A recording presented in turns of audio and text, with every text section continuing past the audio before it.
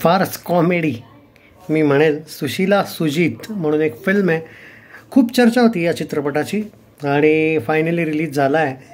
आणि हे पहा, स्टोरी वाईज जाल तर खूपच सिम्पल स्टोरी आहे. एक घर आहे ज्याच्या डोअर एक आणि ते दोघं लॉक झालेले आहेत त्या घरात.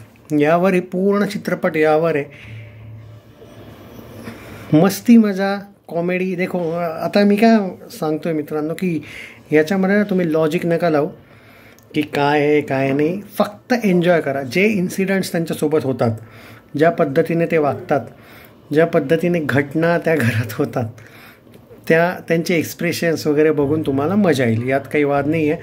आता यामध्ये मी एक नक्की सांगेन की याचा प्लस पॉईंट तर मी सांगितले की निगेटिव्ह पॉईंट याचा एक मी सांगू शकतो की जितकी स्टोरी आपण म्हणतो की इंटरेस्टिंग आहे, पण जो प्लॉट आहे ना तो काही बाबतीत स्लाइटली आपल्याला वाटतं की अजून जास्त, म्हणजे कारण काय खूप गोष्टी ज्या होतात ना प्रेडिक्टेबल होतात किंवा काय होणार आहे काय नाही.